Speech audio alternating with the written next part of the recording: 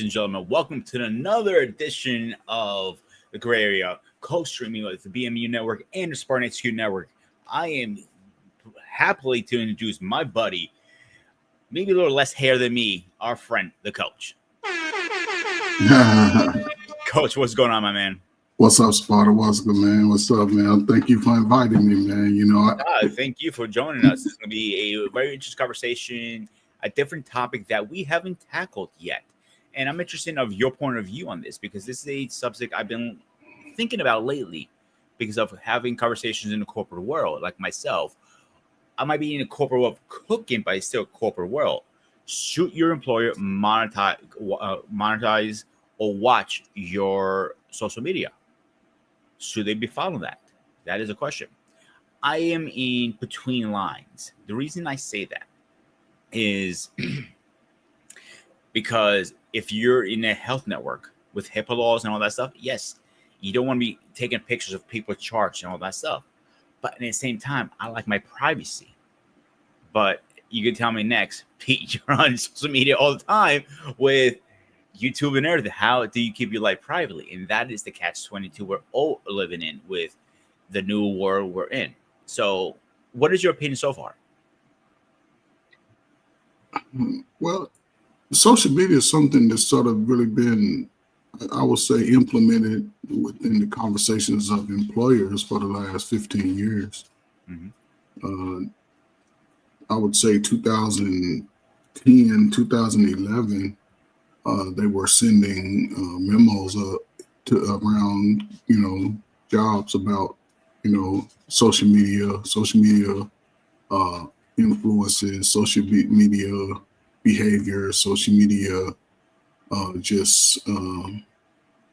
would guess, opinions about just, government, society in itself. It's already ingrained in the American culture. They're always going to use it, whether they say they're going to use it or not. Employers are doing it. The government is doing it. If the government do it, everybody else above us are going to do it.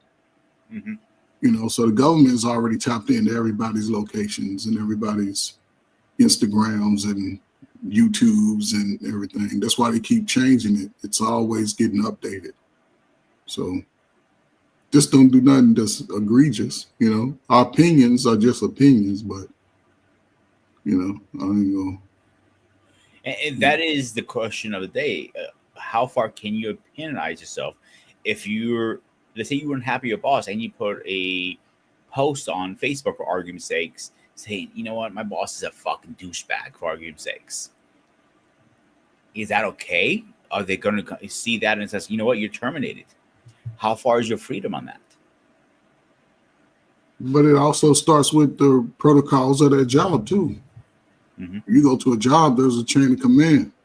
You do the appropriate steps first.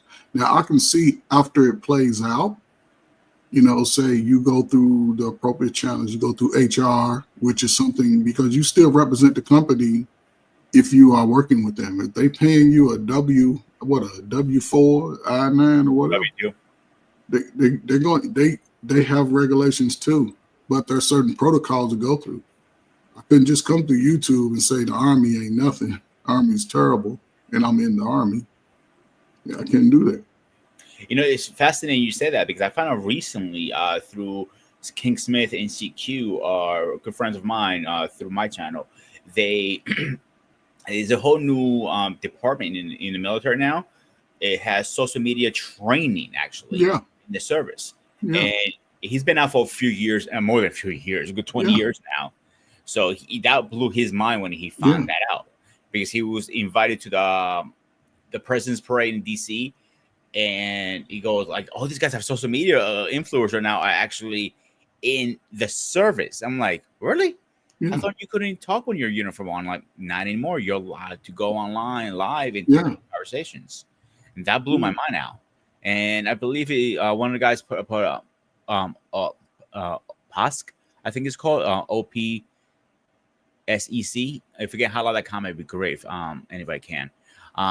But it's something new. But with the hospital, they get to take it to the next level when you're applying, it's a process and a half to get in any hospital that I know of, at least what I went through.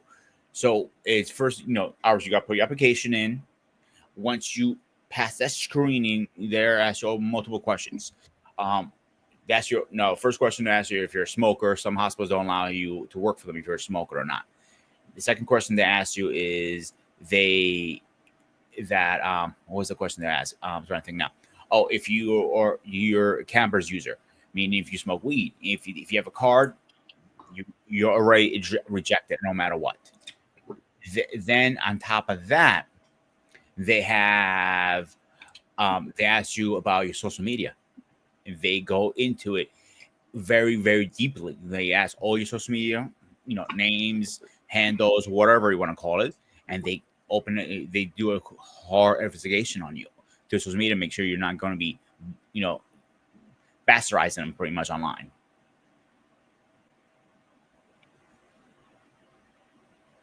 So that is I think it's a weird world we live in with social media now, because how can you not have social media now these days? That's the biggest question too. You can do it if you want anywhere. If you want to live a normal life, you can do it. Social media complicates people's lives. It adds too many steps. Social media now, that's a thing. No. That's what people are trying to make it. See, the people. It's not. It's accessible everywhere you go, but people are tuning into it. That's the thing. It's not like it's a law to say everything just got to be social media. People are just tuning into it because social media allows people to escape from their real life. Yeah, I agree with you 100%, because if you think about a lot of these influencers, like couples, they're showing how they are online, but in real life, they don't live like that. They live completely differently. But who's to say that they are not? That's a good point too. See, that's what I'm saying. On social media, people can just paint any narrative on any situation, whether they're experiencing it or not. But I think as far as I think it's cool to have social media sort of monitored. The music ain't monitored. Listen, if I sign up for a job, I don't care what job it is, right? And I've always been this way. And whether I knew I wasn't going to be there long, I didn't talk bad to people while I was at the job. I didn't care about the management. I don't go into a job looking to be nobody's friend. I ain't got to take no breaks with you. I might not eat lunch with you. I've never been that type of person. And I've always had great friends at every job I've been to. But as far as outside of how I feel about work, and I only come here to do the job. And I want to do a good job. I don't know. Maybe it's just me, and I've only taught that to people, that if you go into a job, and part of my, some of my jobs were about employment readiness. Part of employment readiness is being motivated to go into the job to work. And if somebody's nitpicking at me, again, the easiest way to get around a lot of that, you document everything. But then you do everything by the book. You go through the appropriate channels first. Don't go to social media first. Now, there is a time when you can go to social media after the incident has been resolved, unless the company says you cannot. I got a little thunderstorm traveling through, but yeah, I wouldn't do it if you got a beef with it, because understand, if you have a social media, the people that work with you watch your social media too. The boss. That's one thing I learned over the years the hard way is I don't add any of my coworkers on my social media till after I left the job, to keep my things separate. And that's the rule I made over the years. And even with the whole Facebook thing, Facebook, YouTube, everything. I definitely, with the YouTube channels now, is like, if people know I'm a content creator, but they ask me for the channel, I go, I'll give it to you when we're not working together. Because I make a show you might disagree with or offend you, for example. So I prefer to keep that separate. Business, personal is personal. If you disagree, please tell me.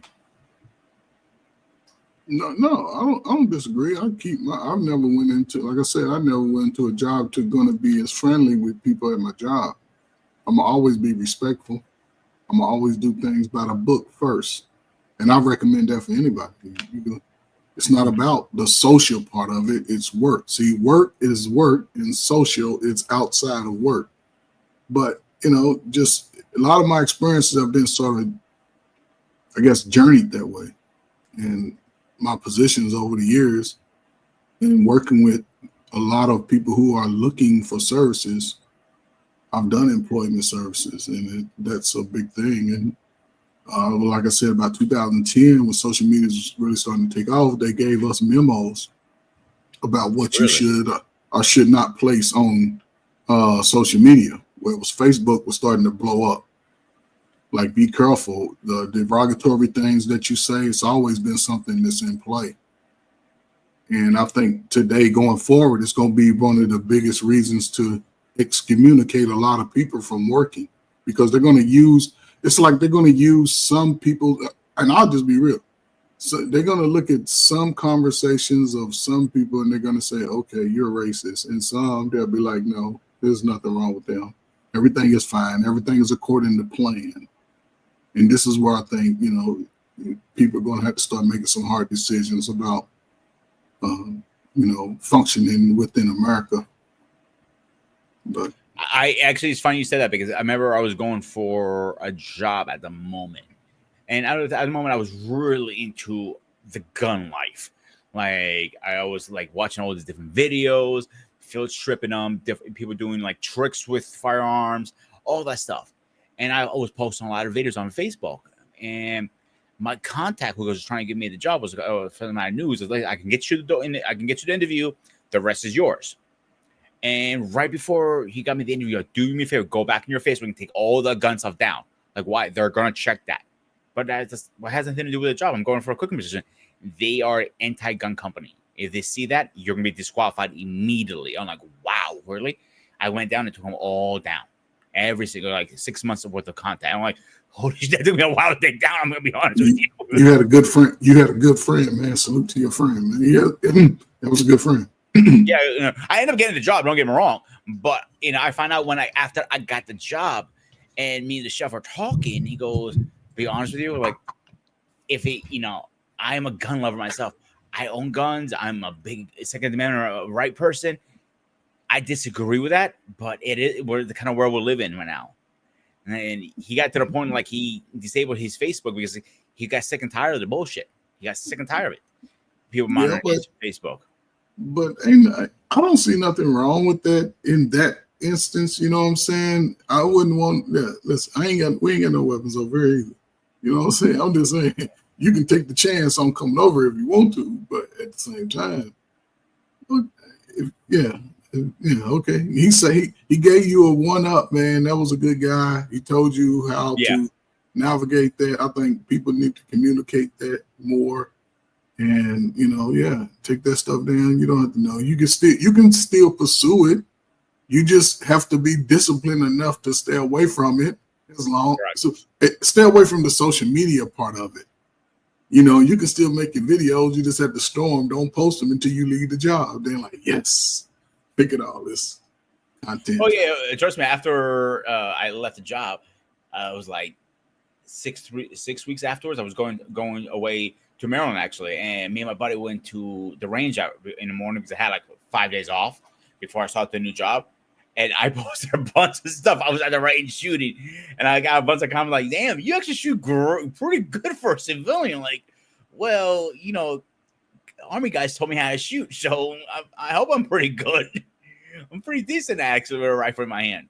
Mm-hmm. I'm not trying to brag or anything, but the most vicious thing you have to you're not trying to brag. The most dangerous 2 weapons in this house right now, I'll be honest, is my mother's cane and my dog barking. That's the 2 most dangerous thing you got in the house. Trust me, you do not want her to attack you with that cane. It's worse than a pretty shot.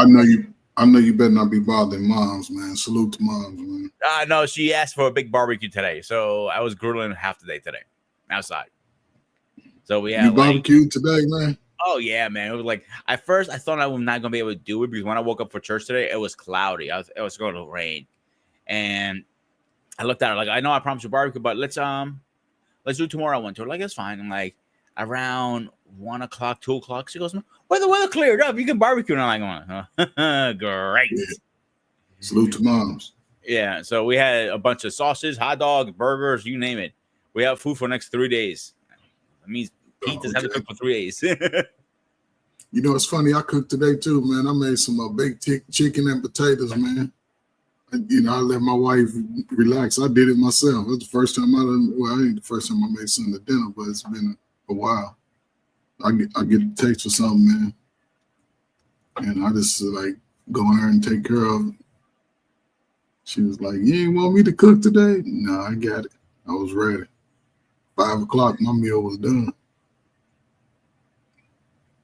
Yeah. So the question in the chats we have, do you have any issues with Kentucky widget?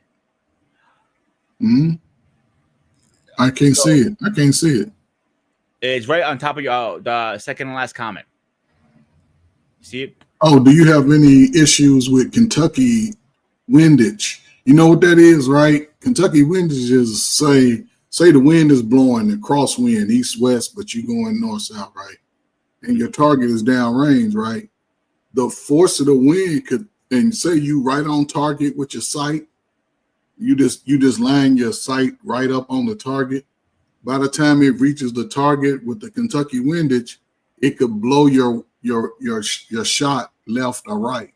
See, I learned that the hard way when I was ski shooting in Maryland with a bunch of CQ and other guys. The first year was a nice, calm day, and I was going pop, pop, pop, hitting the clays, no problem.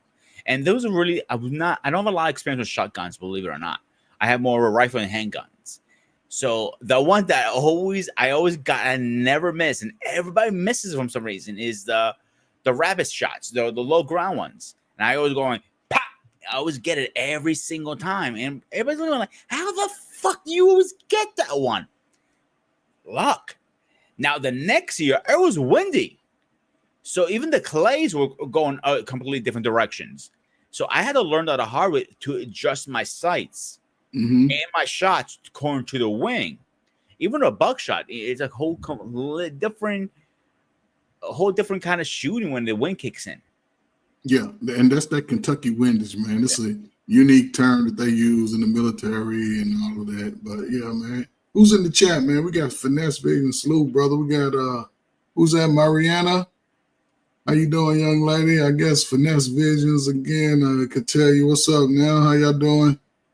We got Anton. What's up, brother? Salute, man. So yeah, man, we just talking it up. Social media in the workplace. Should they monitor your social media, or should you just be able to express? And we got Eric in the chats too, who just joined us. He is one of our good friends.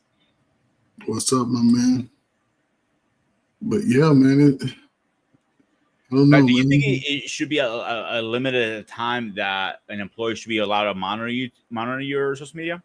Yeah, as long as you're working for them, they can monitor it. That's the limited time they get. Once you leave them, then they shouldn't. But some of them will use it, and and put it in their database. And just in case you come back around. But yeah, as long as you work there, they're gonna do it. They're doing it anyway. The government's doing it. If the government's doing, everybody, all the employers are under the government, so they're gonna do it. And for in some cases, it's good. It calls for good business too. It does. It calls for good business because there are people with a lot of money who don't really do social media. They just watch it, and they don't want nobody slandering their name and their business when they're trying to make money. See, that's funny you said that. Like I said, I'm in the fence with that a little bit. If you work with HIPAA law stuff like hospital medical records, yes, you should not be on because the people with do stupid shit like taking pictures in the file is right there, or the patient's name is shown. Like, what the hell are you doing? Go ahead. But but even outside of that, right? Say you work for a company, right? And everything was going fine until they caught you stealing paper clips out of the thing, then you fire them, and now you on social media talking about how bad of a company they are. They fired you from something silly. That's sort of how it protects, companies also. And let's just say you got wrote up because they called you. They ain't fired you, but they wrote you up, right? You didn't make the steak right, and the chef kept telling you, no, your steak is wrong. And now you go to social media, tell them, man, I hate the chef, he's bad. They write you up, you know what I'm saying? Come back to work, like, man, what was you doing? You was bashing our name, my brand. Then you don't care, you still do it 6 weeks later. And they're like, man, we got to let you go. You got to protect your brand. Catch-22. Let's say you never work with somebody, but you're familiar in the field with somebody, all right? And you say you bashed them online for some reason. You guys don't like each other. You never, but you say a year, 2 years, 3 years, whatever. You end up working together. Then what? I mean, who's the boss, me or him? They say he is, for argument's sake. I mean, I would at least try to come to him as a man outside of that. We played our boy games. We asked each other, whatever. Now we in a position where we can either make or break everything, right? So now it's like, hey, man, what's up, man? I said some stuff about you. You said some stuff about me. Let's be respectful, and can you squash it? If you can squash it, I can squash it. If not, then allow me to get what I have to get so I can move on.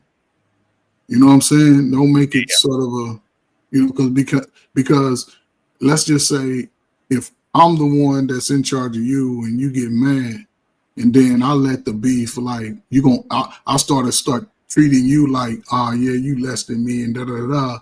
And then you get mad doing stuff, and then I fire you, then it can get so in your head that you attack me somewhere later on at night in the dark. You know what I'm saying? That could happen. People do that. You see people all the time get fired at a job, and then they come back and delete 4 or 5 people on the job. Oh, yeah. I see it all the time. But then it can also be a place where, hey, we can work together and we can do great things together. Then when the next opportunity permit for you, you can move on. And then we can probably learn some things from each other because we both are good chefs. And now we, we keeping the money going. We keeping the train going. Like, we realize we both said some disrespectful stuff. We respected each other. We apologized as grown men. That's the way I would see it. If not, then I wouldn't keep talking. Not everybody's like you. Some people hold grudges. But see, those people struggle a lot too.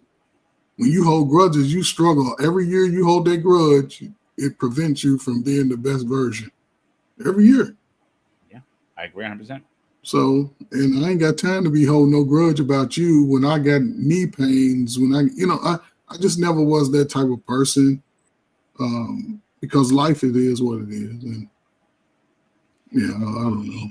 You know what? I never hold grudges because life is too short. You know what I'm saying? And my field in the healthcare dietary department, it's a small field, believe it or not. It's not like a high dining or a restaurant that you may not bump into people because that's more bigger than anything. But when it comes to dietary, the field is so small. It's not if you're gonna bump into somebody, it's when you're gonna bump into somebody. If that makes sense.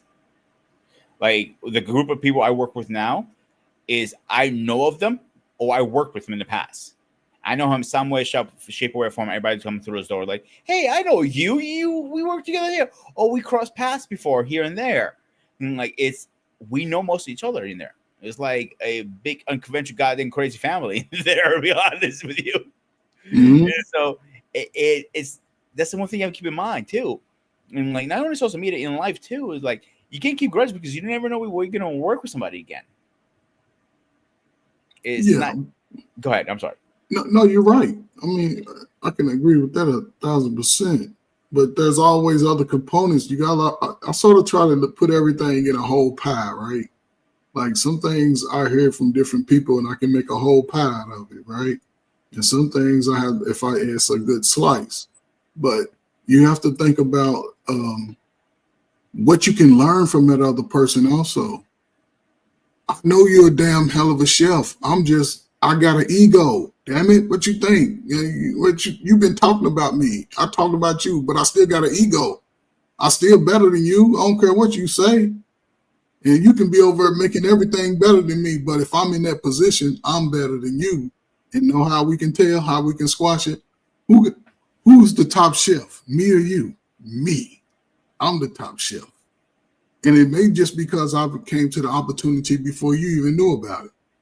You found out, but see, we don't know that. We don't know that I'm in the position. I'm the top chef, but but me holding grudges prevents me from learning all your secrets. It prevents me from learning all your secrets. Now, for example, this guy he's a little better than me. I'm not going to disagree one bit on that. But his grudges holds him back to teaching other people. And then when shit hits the fan, it bites him in the ass. That's a catch-22 in the field, because shit doesn't go downhill in the kitchen world; it goes uphill. So the first guy on top is going to get his ass chewed out every single time. But because he owes a grudge or an ego or whatever you want to call it, he doesn't want to teach anybody else. So it doesn't do anything but hurt the whole company end of the day. But that's ego. That's ego right there. It ain't the grudge. Ain't none of y'all do nothing to him but make him look good or bad. Then that becomes grudge, but it's ego. And here's the thing. Some people, it's always evident, regardless of what industry you're in. There are a lot of people that get into those positions and develop an ego. And those type of people you would never see online. You wouldn't see on social media. Only them up under getting the punishment.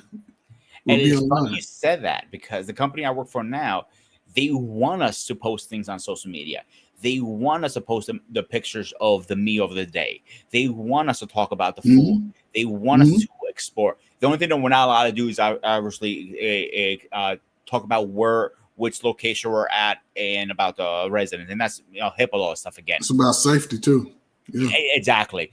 So, but they have a whole social media page that my boss, I take pictures when he's not there, and I send them to him, and he has to submit them every night so his boss can see it, and then everybody else in the company is like their own, like a full version of Facebook look at it kind of thing. And so social media is a double-edged sword now. It helps you, and it can bite you in the ass big time too. But social media is what it is. It ain't really a double-edged sword. People cut themselves with social media.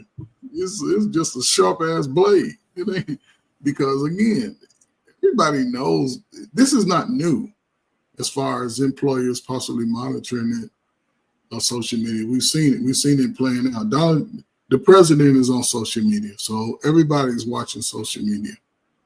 People that are in a position to provide resources, the government's involved in it. There are certain things you can't say about the government. So everybody's being watched by the watcher. So this is nothing new. It's just that, social media understands that a lot of people take their feelings out on social media. Instead of coming in to do the best job I could do. I'm not going to complain about the job that I filled out a resume for, and submitted my resume to and filled out the application. The thing about the social media also, another catch is they use it as a recruiting tool now these days. Not only in the military, even companies. A lot of companies use it as a recruiting company to bring people into the company. Yes. And I found that was interesting because things have changed so much. Before, at one point, you had to go in person to apply. Yes. And you had to visit their website directly. Now is LinkedIn and Indeed to get. Yeah. And now you have Facebook. It's all over Facebook. We're hiring. Yeah. We're hiring. I'm like, when the hell did Facebook become a hiring event? Yeah. Yeah. Advertisement is where the money's at. And they all sort of work congruently with each other in a sense. They all have their own lanes, but they work with each other. What's that? Speckelberg, what's his name? He's been working with the government, man, for the last 8 years, man. What's his name? The guy that owned Facebook. Oh my God. Speckelberg or something. He looked like a little bird, though, a little speckled bird.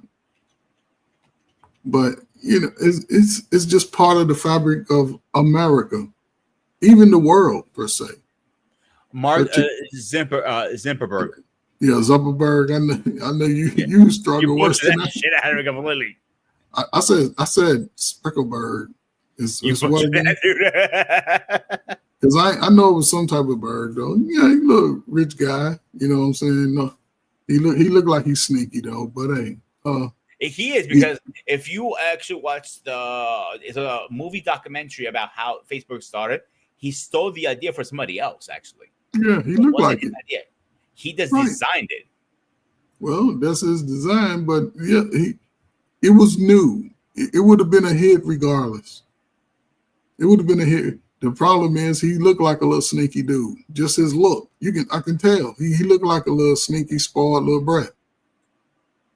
Because he didn't let nobody else in on it. None of his friends in college got a piece of that pie. Oh, yeah, absolutely.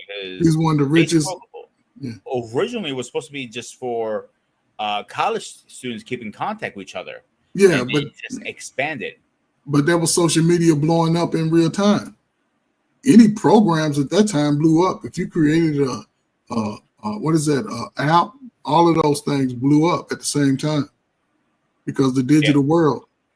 If anybody's curious what the movie's called, is the Social Network. The movie's called. But honestly, you can't even give Facebook the credit for all the social media stuff. Yeah, it was MySpace who started this. Yep, MySpace. It was it. Yeah, and it was the different MySpace failed because they didn't keep up with the times and they always crashed. I'll tell you what really started it though. Go ahead. The Yahoo Personals, the dating site started it. That was the original. Yeah, dating sites was back. I'm talking about they started in like 99, 98, 99. I know I was in college. I was on it. In 99, man, I'm telling you, it opened up a whole new world. Mm-hmm. And then from there, it went to MySpace and people now talking in real time. You know what I'm saying? Because at first you present a photo, you write a little bit about yourself, and then y'all contact each other through the site, and then you possibly meet up, go on a date, maybe some relationships. You know what I'm saying? It's not a lot. Not everybody on these platforms are bad people. They just run into bad people. And most people don't know how to figure out whether somebody's good or evil because they ain't looking at the character. They looking at the person. But yeah, then you got MySpace, then Facebook. Facebook exploded across the world. But now any other social media sites booming. YouTube took off in the mid 2000s, you know what I'm saying, just in the last 10 years. And what's the next platform? Who's creating the next platform to have your social media world exposed to the world? That would be interesting. Do we have anybody smart enough to create the next platform? You got Rumble. What else you got? You got all of these other platforms. You got TikTok that is questionable. That's going to be around still. You have Instagram that is owned by Facebook now. See what I'm saying? They done took off even another $1 billion over. You know what I'm saying? And you have Snapchat that all the young kids use now these days because they keep, because once you send a message, you only hold it for so long, it deletes it. So you can hide a lot of things from your parents from that. But I do remember MySpace, and then I remember for a while a lot of people were trying to find dating wise on Craigslist, but it was all prostitution at the end of the day. There was. Yeah. So that got shut down like. Oh, what? Hold up. You what? You got shut down? No, the Craigslist of the personal side got shut down completely because I don't even think Craigslist is even around anymore. I haven't even heard about. It's around because I haven't heard about Craigslist in a hot minute. To be honest with you, I feel old now. Hey, Spartans, Craigslist is still around, man. Listen, it's more of selling. And if you provide a service, you can put your service on Craigslist. Just to throw off topic a little bit, that's where Diddy was hiring some of his escorts off Craigslist. So you can use it for all kinds of things. Yeah, you can use it for all kinds of things. That's part of the social media, everything. So unique platforms. I do know you can even find jobs on there at one point too. I'm not sure if you can. You still can. You still can. Yeah. It may not be the best paying job, but it'd be a job that can probably support yourself for a short period of time, a nice little part-time job, stuff like that. Yeah, 100%. It's like I'm on it right now. Actually, only thing I've changed is like the personals have been taken down, like I said, because a lot of people put ads out like saying, "Oh, I'm a single woman," blah blah blah blah. And then when you start emailing back and forth, like, "Okay, this is my fee." I'm like, "Whoa, whoa, whoa! You didn't say it's about fee in your ad, girl. What the heck is going on?" Like, that's why they got shut down so fast because of that reason. Yeah, Finesse Vision said, I remember as Anton said, I remember MySpace, it almost had no limits and boundaries. Then the Finesse Vision said the back pages, Craigslist back pages was shut down. I don't even really know what that is. But before, let me see. You had the Yahoo personals. We even had it was even a site called blackpeoplemeet.com where it was, I guess, African Americans, but it was just all taken over by what's the little personal website that really took off? It was one. It was Yahoo. Then it went to man, I forget. It was crazy. Yeah, it was a lot going on, man. Then it just took off from there, man. When I got into the schools, that's when they was passing out memos about social media and I guess the dangers of social media, what to say, what not to say, what to present on social media, what things not to present. And that's why, this is where a lot of young women are really not thinking about the future. That's a social media platform. Those, what is that? Those, what's it called? The one everybody seem to go to and make these young girls rich for showing their body. OnlyFans. OnlyFans, things like that. The ones that do that, that's part of your social media. And they can just research you and find that you on there, they'll fire you. So I don't think people think about the future. Even people like men doing certain things, saying certain things, certain behaviors on social media, you think you're cool with your friends. Man, they might not catch up with you for 10, 15 years down the road. So be careful. Yeah. See, the thing with OnlyFans is kind of a little bit frustrating to hear this because that thing got created because of COVID. And I see all these women flocking to it thinking, oh, I can just sit behind the camera and make thousands and thousands of dollars. There's only 1% who makes all that money. Yeah. Nothing more than that. There's only 1% who is making thousands of dollars. And I said one on my shows, and it was one of the other content creator that her and her husband do same things we're doing. They do skits and all that stuff. We talk on, live, but they also have a dark side of them. They also do OnlyFans. And I know of them. They know, they are local in the neighborhood here. Everybody knows who they are. Everybody knows what they do. And I always see them always giving the dirtiest looks when they walk into a store and anything because everybody knows they're doing OnlyFans. It used to be the hush. Oh, she does this line of work, but nobody really talked about it. Now with social media, everybody knows. Oh, that's what she does. That's how she owns her porch. That's how she owns her nice fancy house. And they mentioned it. The only reason they make all that money is because of OnlyFans. But still, it's an audience for it. So it's no different than posing for Playboy. It's no different from taking naked pictures. It's no different. It's no different. It's no different than the peep shows. I wouldn't feel comfortable, me personally. No, you blowing my woman's back out with the camera facing right and watching it the whole time. Well, Sparta, let me tell you something. It all depends, right? If you got a hammer that hammers, some people like to show it off. Mm-hmm.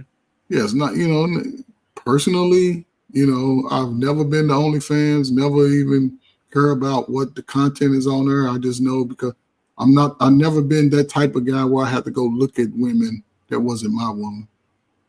So I never been into that. I never had that type of. Now, have I always fantasized? Have I fantasized about some women in my past? Yes. I was in love with Pam Grier and the women that were my senior when I was a kid, young man growing up. Then all of my teenage life, I had a girlfriend.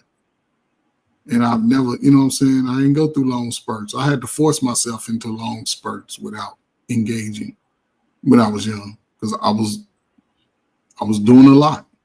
But OnlyFans, it ain't something. It took the strip club from the club and gave the individual the opportunity to make the money. It's funny you said about the crush because my crush was Trish Stratus from WWE, and when I actually met her in person, it's kind of funny story actually, and embarrassing at the same time. Is I met her, I knew she was Greek, hold on, Sparta. Before you tell me, how old were you when you met her? That plays a role. I was in my mid-30s, 30. It was like 4 or 5 years ago. It was very recent. Okay, come on. Okay, so you was a grown man. Okay, yeah. So I got starstruck still. So my cousin goes, she's Greek. I'm like, I know. He goes, like, I know she's Greek. I know everything about her. I've been obsessed with her for half my goddamn life. I'm like, I literally had posters all over my walls with her at one point. But like young men are. You know what I'm saying? So I'm sorry. I said, no, you was old, man. Go ahead. Come on. No, I don't have posters of her anymore, but I still think she's a very attractive woman. Yeah. And so when I go up to her table, her manager goes, how do you want your autograph? I told her, Panayotis, my real name. I want to see if she can get it. I'm like, oh, you're Greek. She's going to get a kick out of this. He goes, I'm going to put that and say, parents is Peter. That's fine.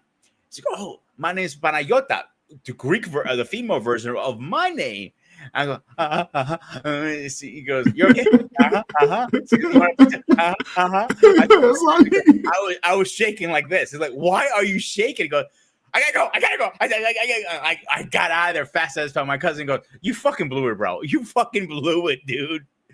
But like when I met otherwise, like Lita, I had no problem meeting her. She's an attractive woman too, but nothing. But Trish Stratus is my kryptonite. She is my kryptonite. I got nervous, like beyond nervous, bro. And it's bad. I'm not like I met a bunch of people. I met a bunch of Power Rangers. I met a bunch of people over the years going to Comic Cons. She's the one that when I got to her table, I was I forgot how to talk. Literally, and I think that happens to everybody. If you meet somebody you idolize all your life and you're finally meeting them, getting starstruck, there's nothing wrong with that. Okay, what is one person you always wanted to meet? Name one person. I always wanted to meet Muhammad Ali, and I got a chance to meet him. Okay, did you get a little nervous when you met him? I mean, I felt excitement. Mm-hmm. You feel a little like, hope I don't mess this up. I talked to myself in the process. And he came to a football game years ago. I was probably about 30. Came to a football game, about 34 or 35. And he was a few rows in front of me to my right, and they was letting people come take pictures. And I had my little girl and said, oh, I gotta go take a picture. Muhammad Ali, I had a camera and everything. And got down there, I'm like, hey, Mr. Ali, you always been my idol, because where he was sitting was about the same spot that he gave a speech to my father and my aunties when I was about 12 years old. And they took me to hear him speak. Oh, okay. I didn't remember what he said, but that made him bigger than life to me. Then as I got older, started hearing about his story, that made him bigger than life. So when I got a chance, it was like the greatest. But I guess, people may get like yourself, like you say, you're having those emotions, those feelings and excitement, but it also may have some inner other inner workings within yourself that you may not be secure about? It's not funny you, you mention this because back in, was it 2014, 2015, maybe earlier than that, I went to my first New York Comic Con. My first Comic Con was in Allentown. They called it Comic Con of Allentown. Something small. Met the Red Ranger. It was cool. You can literally loop around it in 10 minutes. That's how small it was. I met the Red Ranger. He was cool. Wasn't nervous. He talked to me. He bullshitted me because it was a small con. Now, the bigger ones, you don't really have that much time to bullshit with them. And when I got that year was JDF, Jason David Frank, who also known as the Green Ranger, the White Ranger, the Red Ranger, and the Black Ranger. So he's literally a legend in the Power Ranger world. And I was been following his social media for years and years and years. Seems like the superest nice guy in the world. He's all about his fans, this and that. And he is. I can't take that away from him. And I don't want to talk too bad about him because he did pass away from suicide. So when I met him, he kind of left a sour taste in my mouth. But I kind of cut him a little slack because he was recovering from a very serious injury, an ankle injury. So he could have been in a lot of pain that day. But everybody else who met him, I have seen people who met him said he was an asshole to me too. And other people were like, he's the greatest person I ever met. Again, you can have good days and bad days. That's something we have to keep in mind. You might see them on social media. They're superest nice and sweetest guys. But the one that left me the most impression that he is actually what you see on social media, and he's like that in person. Have you ever heard of the name Kyle Green, a bodybuilder? No. Kyle Green is a very, very famous bodybuilder. He never made it to a Miss Olympia. He did make a second place a couple times, but he never won the Miss Olympia contest. Arnold, bunch of times. Mr. Universe, bunch of times. He's out of New York, and he was giving, when I saw he was there, I'm like, oh my God, I can meet him actually. So I went up to his booth. He was doing an interview. I go to his guys like, yo, when how much for ticket? Autographs. They usually charge about $30 to $40 for an autograph, about $10 for a selfie, and professional another $40 if you want a big, professional picture. The guy just goes to me, well, it's free. He was just busting my balls. I go, oh, okay, cool. I'm like, that's nice of him. He doesn't usually do that. And I saw bullshit. I'm like, yo, he kind of motivated me to work out, to get to the gym. I really had more free time back then. And he goes to me, tell me your story. I'm like, he really hear that? Like, he doesn't want to hear my story. Like, trust me, he does. I was the fifth person in line.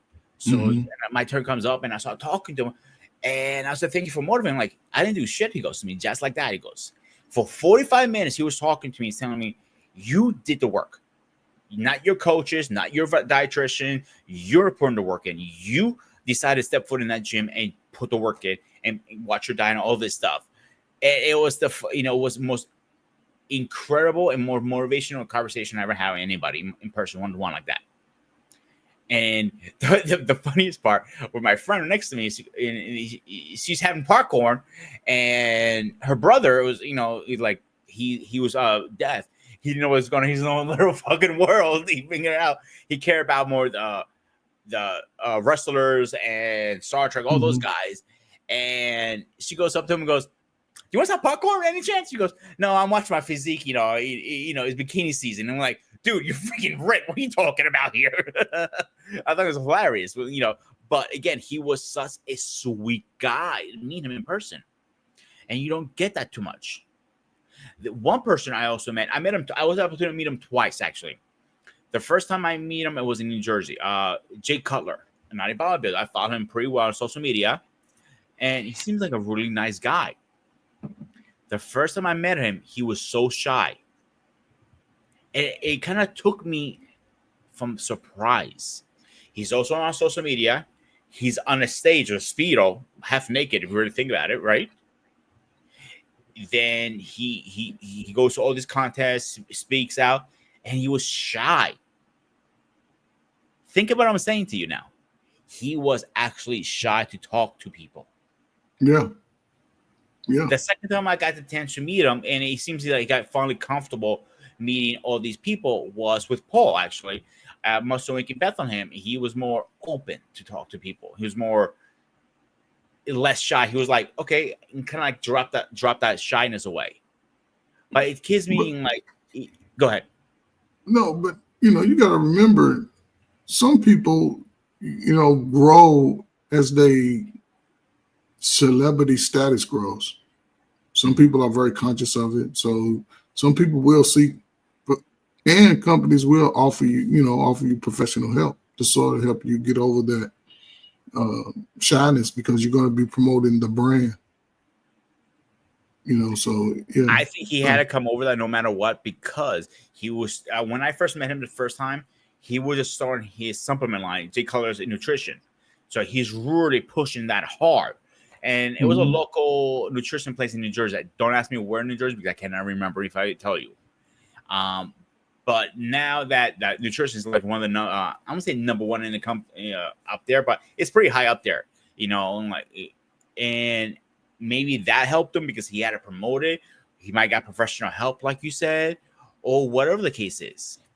And just seeing these guys perform on stage and they're still shy, I give him credit for that, to be honest with you.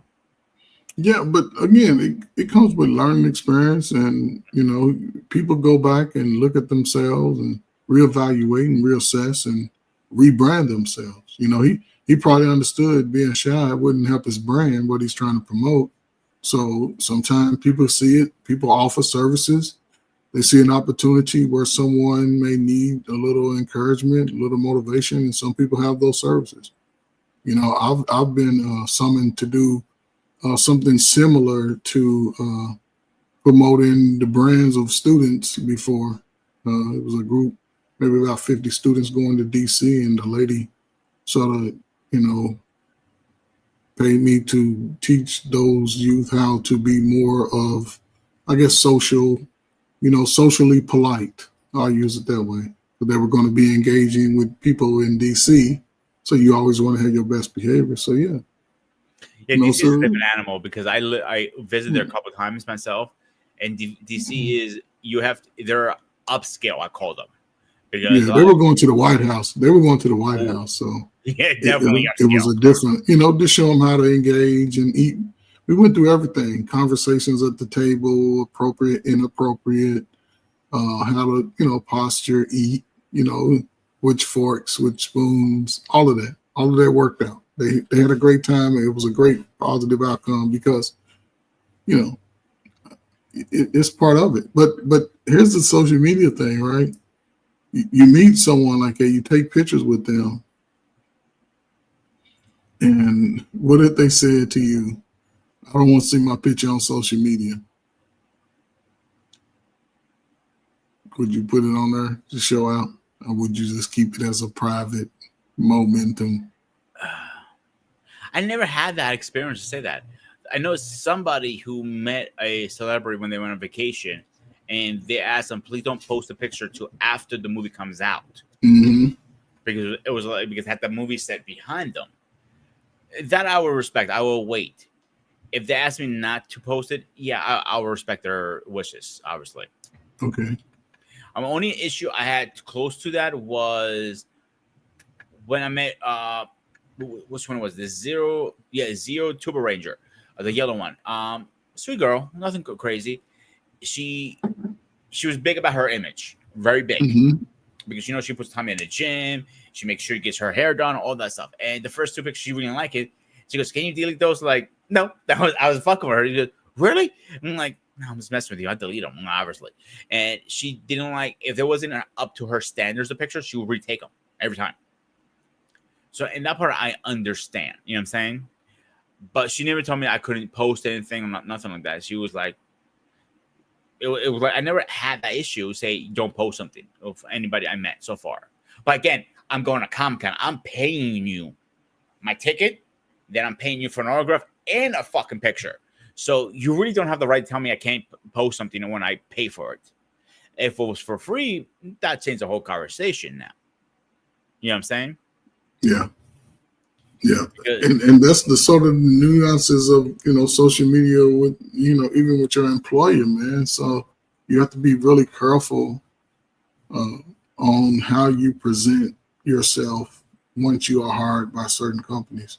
Of course, working for any government agency, it's best to not even, only social media I would have is old Facebook, and I haven't seen anybody. I've seen people that gotten out of the government are now on YouTube posting things and information for veterans. Even today, I did a little live, man, on some resources for child support for veterans, man, that you don't get, most civilians don't get on how to navigate that whole process. But the one thing about the military is that it gives soldiers the best opportunities to succeed and not fail. Mm-hmm. That's the difference. They're going to provide you with the information whether you ask for it or not, and they're going to train you. So you won't be, like you said, the most recent trainings, again, that will let you know that social media is a very important part of society today. Use it wisely. If you choose to do a YouTube podcast, use it wisely. I wouldn't bring up any topics about the military. It will be about something else, maybe places and cultures that you visited, videotape about those things. But some countries have laws where you can't really video. You have to make sure you got permission. But yeah, really, I didn't know in that. The service, yeah, if you're moving in the military and you're moving around and you're going to these different countries, why not videotape your experience, things that you know, the people, foods you eat, things like that. Maybe a great experience. And you can be in the service and do that. You just can't be talking about how bad the government is and you feeling about, because I've seen some most recent I think TikTok, YouTube videos of young soldiers now. What I've seen is probably now I remember. See, it's probably what you mentioned about the military has been something what I've seen. Like a couple of weeks ago, I saw a lot of young soldiers. Like what happens in the military when you're in basic training and when you're doing PT, physical training in the morning, you run in cadence. Everybody's running in formation and in cadence. And while you're running, there's someone to the left of you singing a cadence song, and you're just repeating the song. Yeah, I've seen that. Yeah. Jog, right? Yeah, doing the jog, right? So with that, people, I've seen videos where soldiers were repeating that. Soldiers was going around asking them your favorite song, and the soldiers, because there's so many songs. The drill sergeants, man, they come up with the good songs. They have you rocking, man. You won't even think you're running. I've heard some on YouTube, and they have a catchy beat to them, some of them, believe it or not. But that's how it is, though. Everybody goes through that. Everybody, the men and the women. So, and for years, you'll remember that song. And if they sang it often in their head, they'll remember. I remember some of my old songs, but I ain't gonna sing them. You know what I'm saying? So it's just part of your everyday, psyche. But no, they just letting them know, okay, you can say that, but be careful on the information that you put out, that what goes on inside these military walls. You can't put a lot of information out about the military and how the military functions, whether it's training, any type of training, any type of school. You can't post none of that. So be careful. I know a buddy of mine, and I mentioned him here before. He passed it in his service, but his father was a veteran too. And one thing about him, I remember it was yesterday. His father, anytime he was in a bad mood, he would start singing "Blood" something. It was called with Army Creed or something like that. And he will always have a glass of whiskey in his hand and a cigar when he's singing that song, when he was a little depressed, because he missed the military so much over the years when he retired, because that's all he knew. Yeah. For 30 plus years he was in. Yeah. Yeah. He did 20, he did 30. I'm like, dude, how many deployments did you do? Too many to count. His medals, or so many medals on his uniform. Yeah. Like, how do you hold that up? You joke around. How do you hold that shoe? Like, it looks heavy, but it's not. These medals are not that heavy. No, it's not. No, it's not. The stories he used to tell me, I used to go crazy listening to them. Yeah. Because they were fascinating stories. I can't repeat some of the stuff, obviously. Right. You know that, but I enjoy listening to his conversations and stories. And salute to the veterans. Now, here's the unique thing about it, though. In the military, he was somebody. Mm-hmm. He had responsibilities. Once you retire, you're just a regular person. You don't have a lot of responsibilities. It's a difference. The higher you go up on the chain in the military, the more soldiers you're responsible for. So when I get out, retire, who am I responsible for when I retire? My kids are grown. Ain't nobody in the house but me, my wife, and my dogs. The dogs have listened to me. So I'm not as important. And that's where a lot of people struggle with that once they transition out of the military. That's why so many services to ensure veteran. Look, all veterans, man, go get your services, man, you need. Go get it. So, you might be able to become a great social media influencer based off your military experience. And there's resources for you to do that also. You can start your own business in the military. The VA will help you do it. So, all right, what's up, brother? Let's the president speak now. It's good, guys. Sorry, everything's good. How are you guys hearing me? What's up, man? It's pretty good. Yeah. Okay, cool. Yeah, so I'm on a remote. Just got in here about 15 minutes ago. Touchdown. Obviously, I had to call the missus first and give her the letdown. She was terribly worried about me. So I can't leave her hanging. So as much as I love the show, she gets the first call. I know Peter gets envious of that, but hey, listen, my man. I'm not envious, but if she wanted the life insurance money, I'm the person she needs to talk to. We could have handled this weeks ago. I'm good with that. It's very easy to hire a body these days or a person. You see what I got to deal with, Coach, on a weekly basis here. Goodness. Weekly.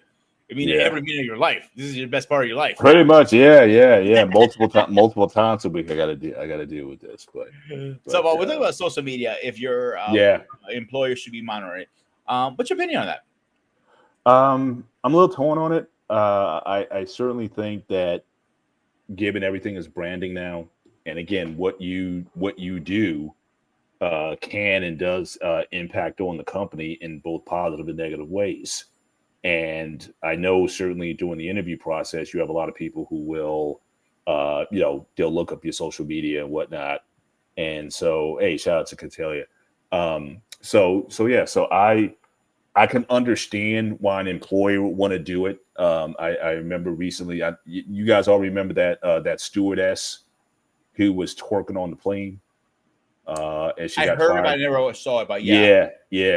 So you shouldn't be doing that kind of stuff. It's just, if you don't want that kind of attention, but I get it. But to an extent, I think that being on social media to some extent, I think you sign away a lot of your privacy.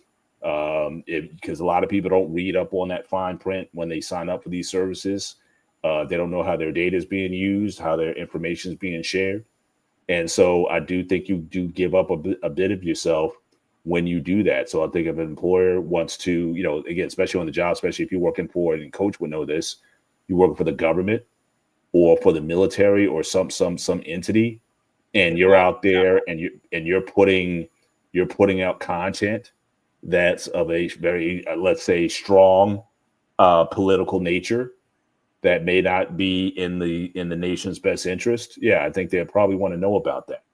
But again, if you want a more private life, if you don't want people in your life, you don't necessarily have a lot of people have your information out. So again, we all kind of sign up for this. That's why for me, I live a pretty open life on social media. Like I don't have a handle, I don't have names. I'm pretty easy to find. And whether it be my Instagram, my Facebook, my LinkedIn, is pretty consistent across the board. I don't live an alternate night life in these realities that I don't live anywhere else. So, so certainly my employer could have very well already has my information, and they are, either before they hired me, or they might be checking it now, which is, again, sometimes I watch how I move. Like the computer that I'm on now, this is my personal. I don't use my work computer really for anything outside of work. I may go on Amazon or something like that just to kind of check something out, or on YouTube if I need some IT or tech information or something. But I don't go using the company property to be going to places that they may find offensive or what have you. But some people, they'll do that. They'll go to the corn sites and all that kind of stuff on company laptop. And I'm like, don't think, or the company network. So I'm like, don't think that stuff isn't being monitored or followed, and if there can be repercussions from that. So I try to keep my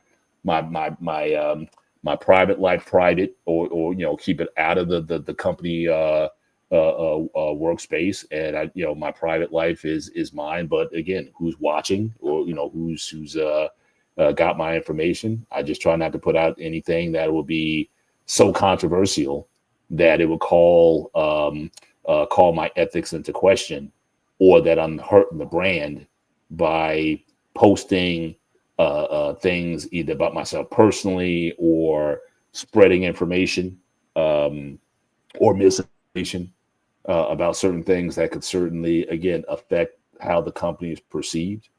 And so these are realities of this time, and I think we got to be mindful of that. So yeah, I would definitely say, I think, do they have a right to do it? Probably legally, probably with someone would say yes, especially in this era. I mean, go all the way back to 9/11, and when they came out with that whole Department of Homeland Security, basically they said no one has a right to privacy anymore. All our stuff's getting checked. People talk about our cell phones, how they can listen to information even though the phone is turned off.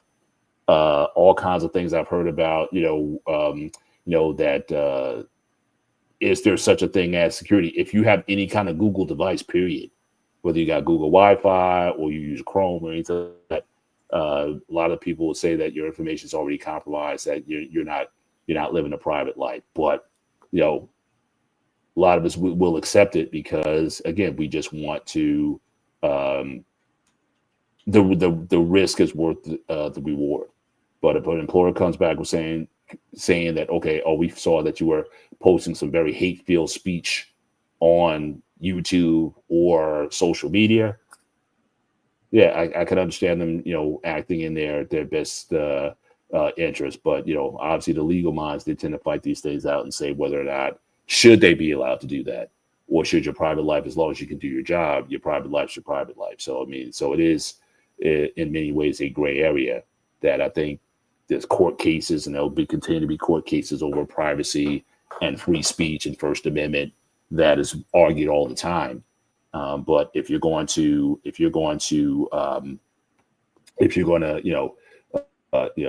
put stuff out there, again, it's at your risk, not so much the companies, because they're not going to sacrifice their brand over one person. Yeah, and I mentioned to Coach earlier, like it really depends if it's also HIPAA law company too, like a hospital.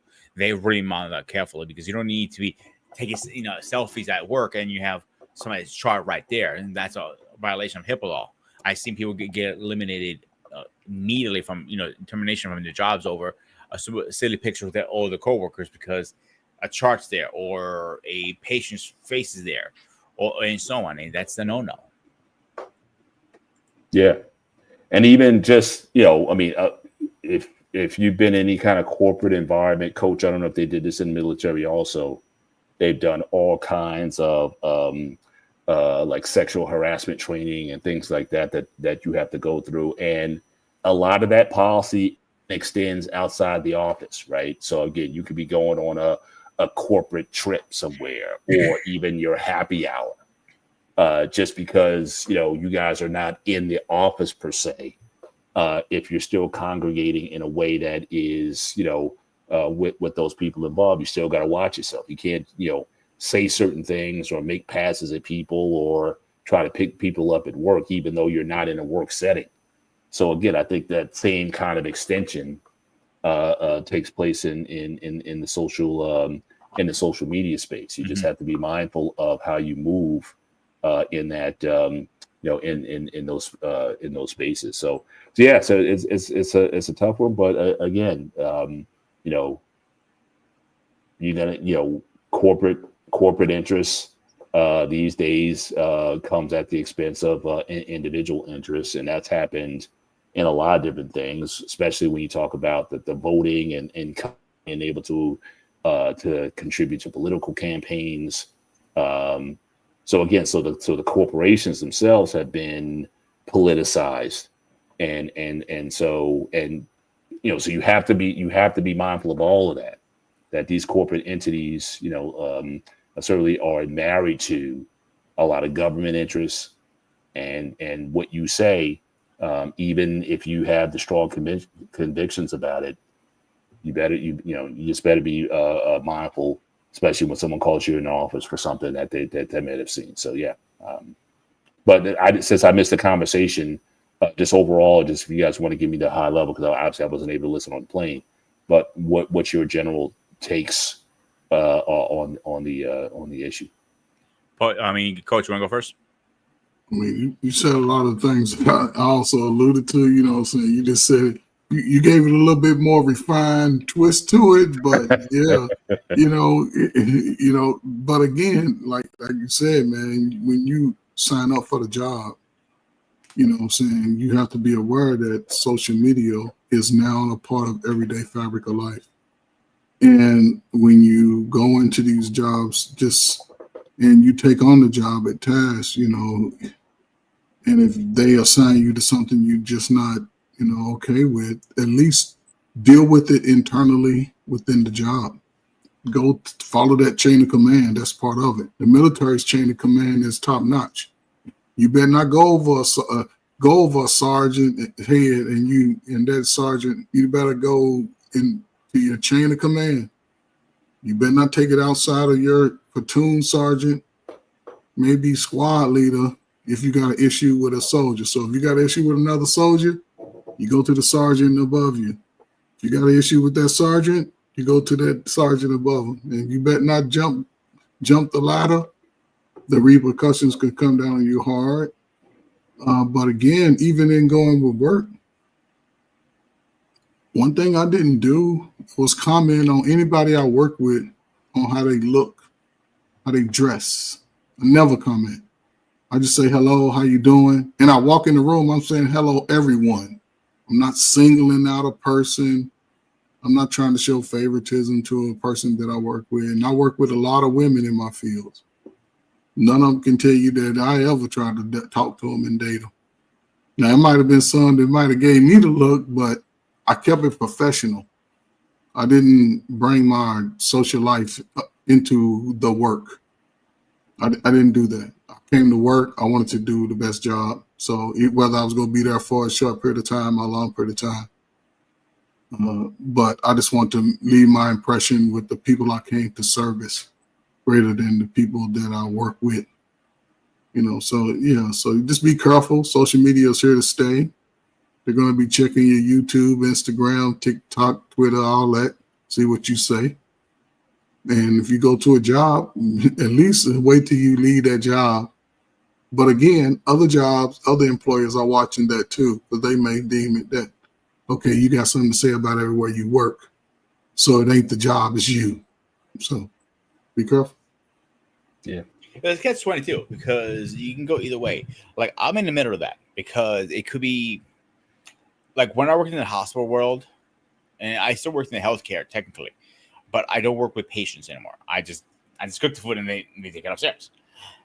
But when I was in the hospital world, I had tickets that had the patient's names, their social security, their age, their birthdays. I knew more about them than they knew about themselves. Right. So HIPAA law was very, very strict in the hospital world. And that I do understand they have to monitor that very carefully because you don't want to put somebody's chart all over the internet. Like, hey, look, this guy has X, Y, and Z on here. Here we go. That's not inappropriate, in my opinion. Right.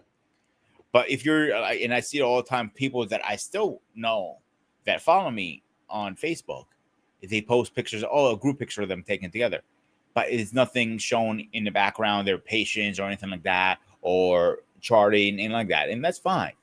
And you might see the company's name, but they don't really care about that because it's a group picture. So, someone's birthday, hey, let's take a picture, kind of thing. But anything above that, yeah, I don't see the reason why you should be following my social media. Like, both of you guys on my social media, I really don't post that much, to be honest. I share more videos than anything. Yeah. Because like I said, I mean, I think a lot depends on, again, the job that you have. In terms of, where images. I mean, if you're just a guy who just working in the mailroom, then I don't think anybody's necessarily going to care about what you're doing. But if you're like a face of a company, where people are going to be entrusting you with the company's image, then yeah. I mean, I think a lot of what you post or choose not to post is going to be, important. Or that you set up an image, especially like if you look at LinkedIn, I've seen a lot of VPs and executives of, high-end companies, and they're always posting, very banal, generic things about, corporate or business practice. They're not out there necessarily showing their vacation pics or things of that nature, because again, those are just things that people just don't need to know about unless you're in a position where you don't care. You know what I mean? So if your money's like that, and it's like, look, Jeff Bezos, he can show anything he wants. I don't think no one's gonna impact his money or Musk or whoever it is. But if you're talking about fraud, if you talk about customer service, if you talk about customer relations, you have to be mindful of that. And then again, especially, I would just say in the US, this is a big country with a lot of different views as far as, how people see things. So again, like the woman twerking on the airplane, there was nobody on the airplane.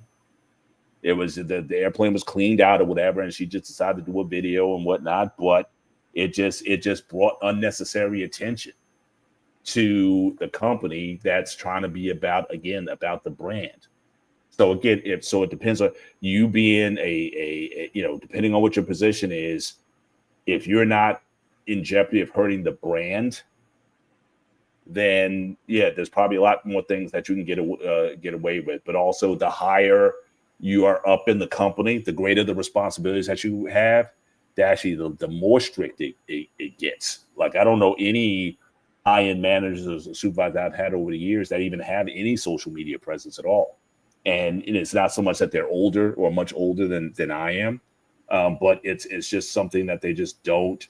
Again, it's just not worth it for them to even risk putting it out there. And then also, you got to be mindful, just using social media, period. You put yourself at risk. So, I mean, anytime I show a picture of my wife or my family or whatever, I'm putting risk out there to say, hey, somebody could either say something about my wife or comment in an indecent fashion about my wife or my daughters. And so I got to be mindful of that as well. So there's certain things that, my wife and I go on a vacation. The vacation pictures that you see, those are intentional in terms of there's certain things that that I don't mind sharing, especially with those who are close to me.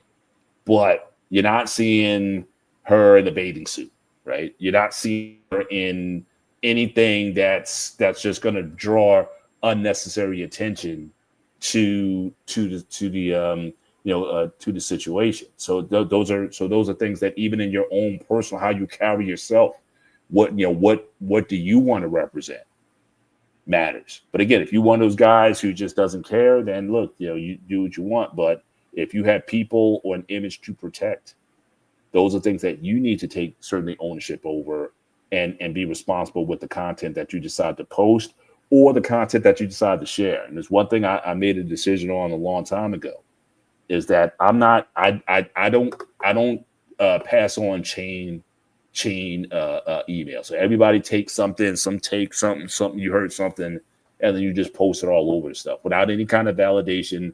Is this stuff true? Is this stuff Is this something that can be harmful to somebody else? I don't resend it. If anything, I may check it out. I may look at my own, sources that I trust. And if it's bogus, I may put a repost and say, hey, you know what, this is a bogus story. But I'm not going to just pass it along because, this is titillating. So I just want to, share with as many people and get people liking because this is the story of the day. I mean, all that stuff that happened with P. Diddy, all these artists and entertainers and whatnot, I stay clear away from that. I don't like to even talk about that stuff anymore. And I just, that's just stuff that just adds no value. Certainly it doesn't add any value to me. And, anything that I may opine on, again, it would purely be speculation. And you just don't know who could be impacted by what you share. So, my thing, I'm big on, not gossip in terms of, now again, here's a gray area. What do you guys think is the difference between news and gossip? It's hard these days. These days it's hard because you don't know what real news is. Yeah. But because I've heard, someone tried to make a definition one time and said, well, gossip is anything about a person that even if it's true, but it puts them in a bad light, that's gossip. Well, I'm saying if that's the case, then you can turn off every news program that's on. That's gossip also, because if a news report or magazine article reports on something negative that puts the person in a negative light, then that's gossip. So what's the difference between that and say like a tabloid, like the National Enquirer, some other tabloid that puts stuff out there? So even then, again, you have to be mindful if you don't want to draw unnecessary attention to yourself or anything or around you.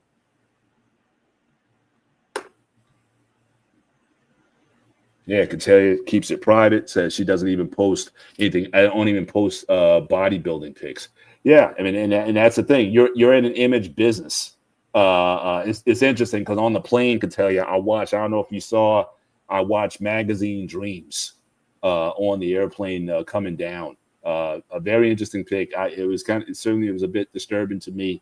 I don't think it necessarily put bodybuilding in a positive light per se. But it certainly, but yeah, I mean, it's bodybuilding pics, even though if it's an image business. But again, some people bodybuild just for themselves.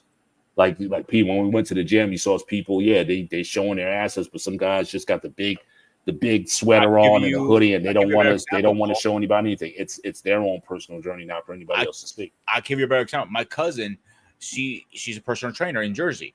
And she's posting all these pictures all the time. Sometimes with very short shorts, sometimes with, I'll put it this way, she shows a lot of skin for a woman who has 2 kids. Personally, I would not be okay with that. But she's also single, so she can do whatever hell she wants. So, and me and her had this conversation. I went to Latina. Why do you always post it? It looks trashy, in my opinion. He goes, I'm in a business. I need to show my body off. She goes, I'm not a prostitute, but I got to show my body for all the work I put in so I can get you as a client. That's my Facebook. It is my social media way to promote my business because she works at 4 different gyms. Right. And I get that. It doesn't look appealing at sometimes either. You know what I'm saying? Well, you're close to her, right? You said this is a relative of yours? Yeah, no, we're not close anymore after the whole cancer thing with my mom. They have cut me off. Right. Yeah, but family's like, look, I don't follow my kids' social media at all. Mm-hmm. At all. Like my daughter, she got offended one time. She's like, why don't you follow me and stuff? It's like, I don't want to see anything. I mean, she goes on trips, she goes on vacation. I don't want to see my kids in bathing suits. I don't want to see my kids with their friends in bathing suits. I don't want to see any of that. So I'm like, and just personally for me, I do think one, hopefully we did a good enough job in terms of raising them. So I won't find something scandalous. At least I trust them. They've earned my trust so that they can have pride. I do believe that there's such a thing as privacy, and I do think that for them, having their own presence out there without mom and dad sort of looking over their shoulder everything they're posting. Yeah, personally for me, yeah, I I've never been one to be all over that. Now my wife, she's a bit more strategic about it. She doesn't necessarily follow them, but she's in contact with her cousins and people who are close to. She's like, look, if you ever see anything out there that's suspicious, then give me the intel right away, because obviously they have younger cousins who kind of follow and whatnot. So they'll keep it. She's got. So my wife, she works through networks. Me, my general principle is like, look, certainly you're old enough now where you have a private life. I think there's certain areas that need to be should be protected, and I just don't find an interest in just following a lot of this stuff unless it's something that they generally want me to see or be a part of. So like my daughter, she's had me in a couple of her videos for certain things, and she wants to do more collabs in the future. This is the one who came on your Spartan Arena show, and so she wants to do some collabs in the future. So I said, sure, I'll be a part of it. But generally, I just really personally just really want to give them that space, and I just tell them kind of like my dad told me. My dad was like, look, do anything you want, but if you get in trouble, don't come coming after me. So my thing is, I just tell my daughters, like, look, don't do anything stupid.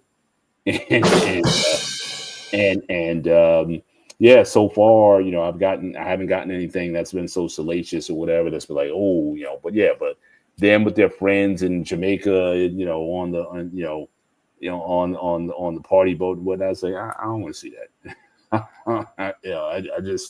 That's just I feel like a dirty old man if I'm looking at that stuff. So I'm like, nah.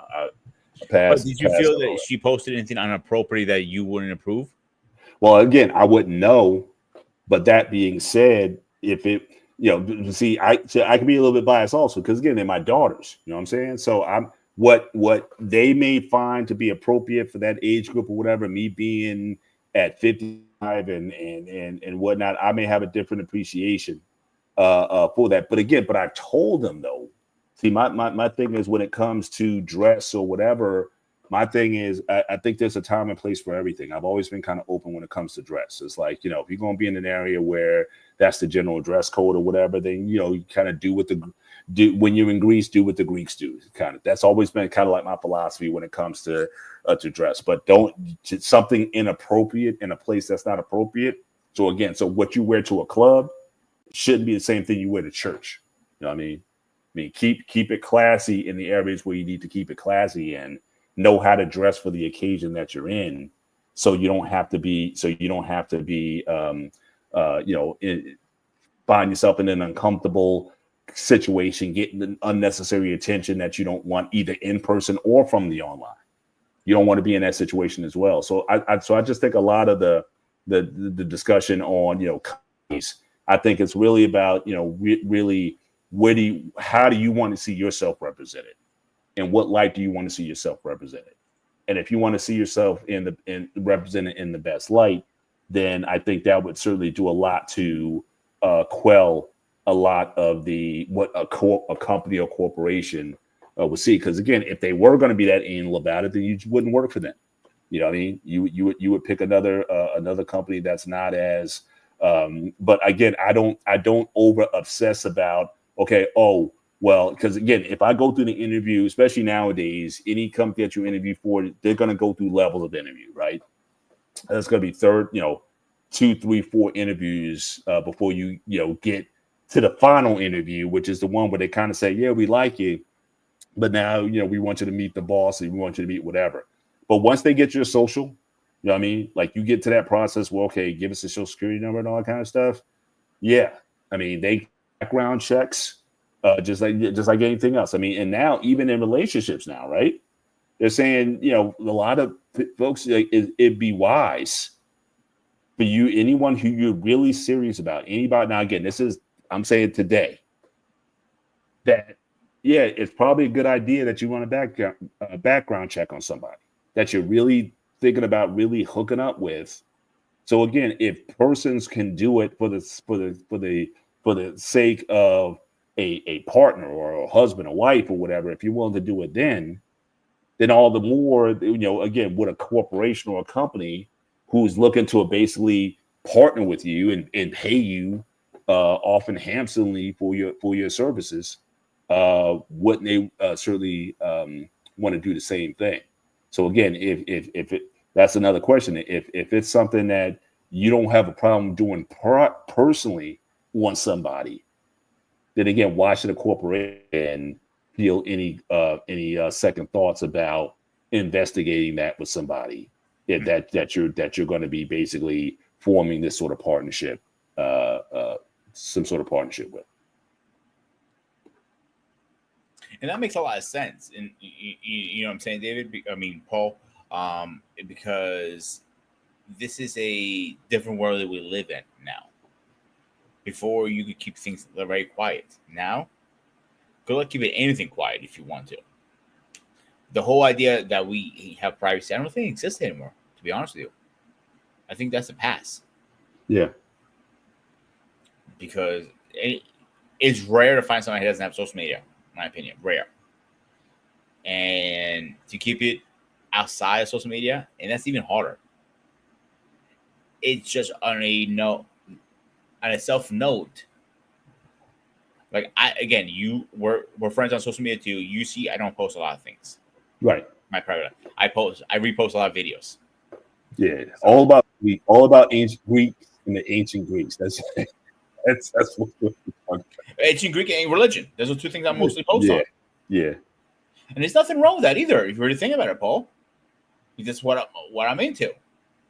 Like you post a lot about working out stuff. Right. Coach doesn't post anything because he's barely on that damn thing. So you see where I'm going with this. It's really up to you how you handle your social media account. Yeah. It's really a optional opinion thing. Right. Yeah, I totally agree. But Coach, what's your thoughts on the idea of, again, you as a person in dating, or certainly something taken out of the corporate realm, taken in the personal realm? What is your view on checking out someone's social media, or background check, or anything where you basically get into the privacy of the individual that you're dating? Do you think there's a time when that's appropriate? Or are you more old school with that? Did with your wife, did you do any kind of background check on her or something like that, or just so what's your take on that? Say for your son, who's I think he's in his 20s.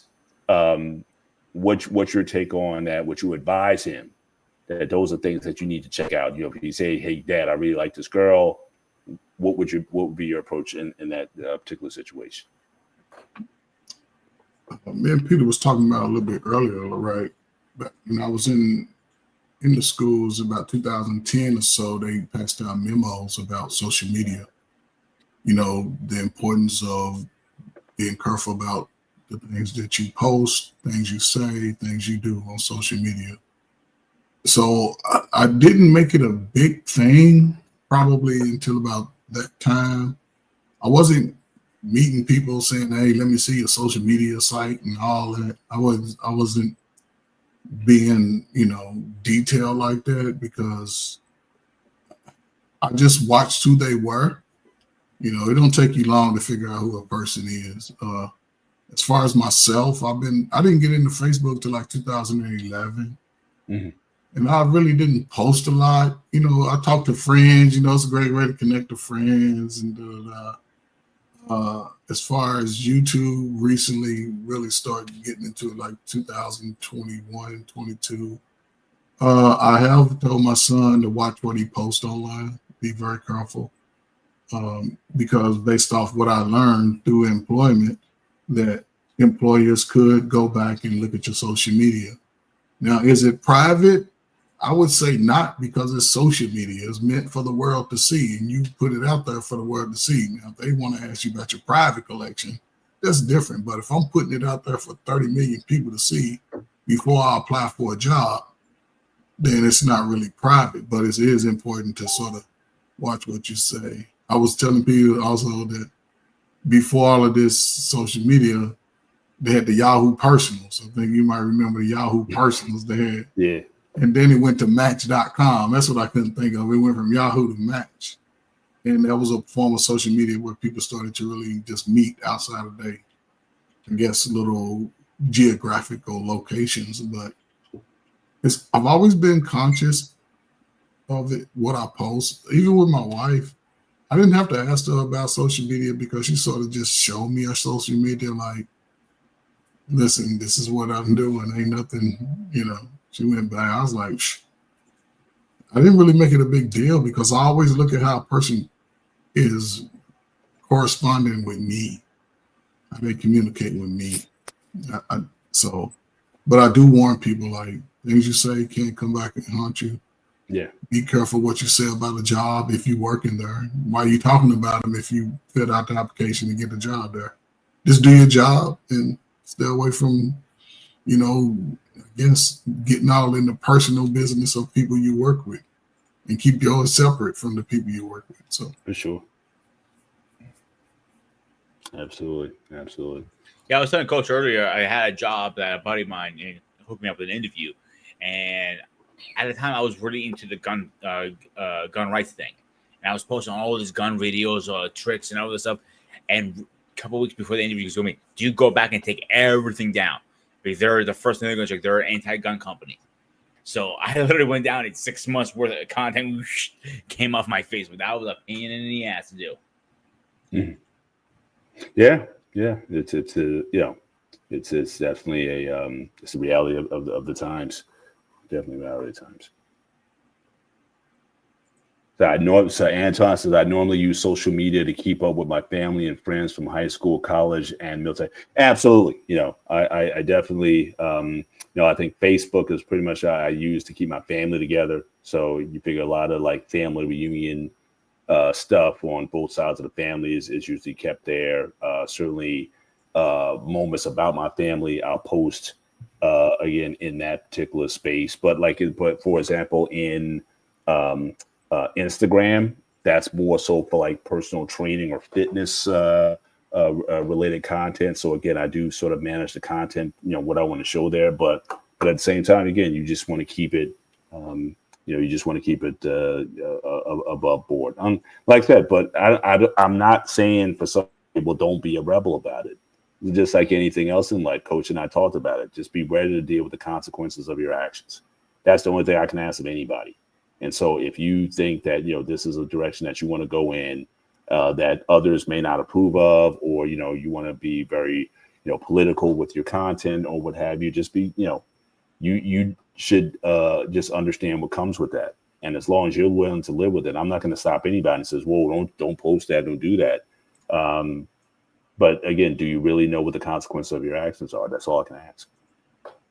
And that's a big thing too, because you have to think before you post. And people don't usually think. Definitely.